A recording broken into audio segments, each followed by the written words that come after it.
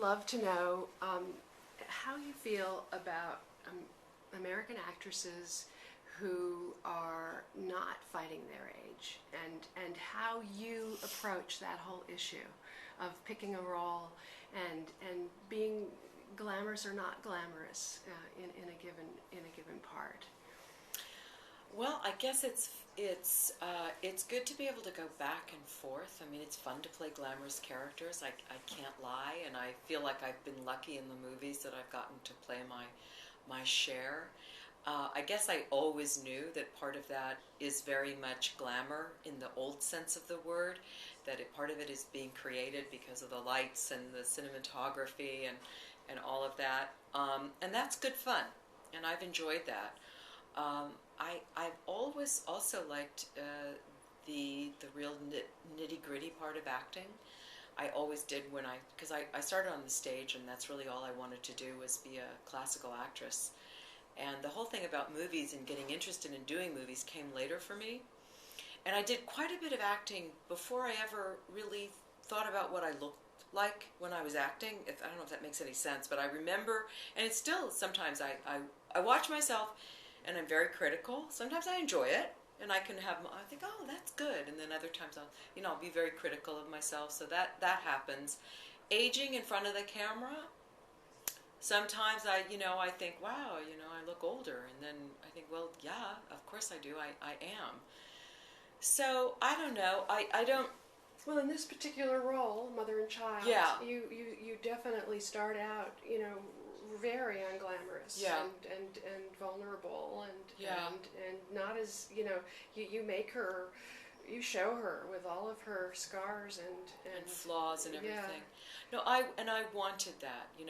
When I first read the script, I saw, how prickly and difficult she was in the beginning of the story. And I felt that's what Rodrigo was writing, Rodrigo Garcia, who wrote the picture and directed it. And I felt that was important, especially with where she goes, and that it's important that you see someone who doesn't get it right, who is not doing the right thing, who is alienating people and can't connect. And I think that is very important. I wanted people to like her, obviously, so it's a fine, line that you walk as an actor, and I tried to find that balance. But but I loved her, and I loved even that part of her, and I found that very sympathetic.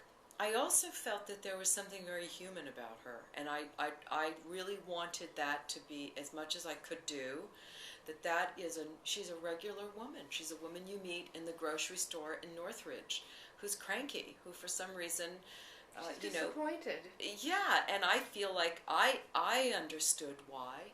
I felt like Rodrigo thought it through and really created a real person who is cut off. But what we get to see is the blossoming and the growth, which is very heartening as well. Well, good. I'm glad. I mean, I felt that, and I felt like, that he earned it in his writing, and that he followed this character through this series of circumstances, and that I love that she's a middle-aged person who is going through a change. And I like that. And I of course, I'm a middle-aged person, so when I see, I'm interested, I'm reading, I'm looking, I'm thinking about this stage of life. And I've always felt that was part of, in my idealistic part of me, that I always wanted to show that part of where, the stage that I'm at. I don't want to be younger. I want to be where I am, and I want to try to find moments where people say, oh, well, that's me. I felt that, or I've I'm connected to that in some way. But let's be honest. I mean, there's Meryl Streep, and then there's and Vanessa Redgrave.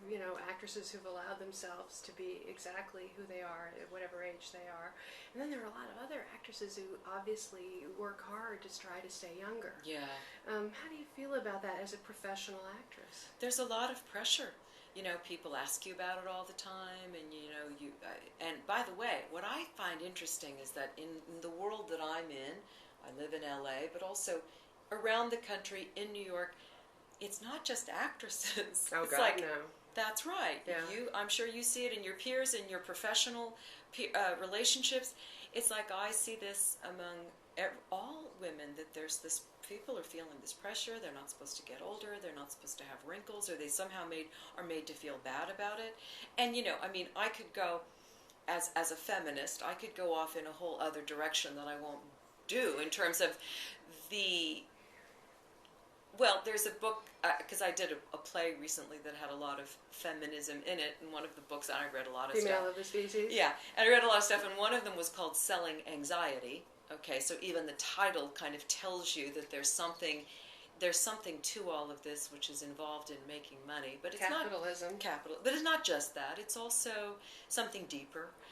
But and it's not like I don't have those moments where I think, oh yeah, I've got wrinkles, I'm getting older, whatever. But then, I don't know. I also feel that that a stronger thing for me is about, like, these kinds of, like this movie. I really love her, and I love how imperfect she is, and I love the fact that she gets it wrong, and then through a series of things. Well, guess what? You do. Part of it is fate, and part of it is what you choose in life. And so, in her case, she gets to let go of some of the baggage.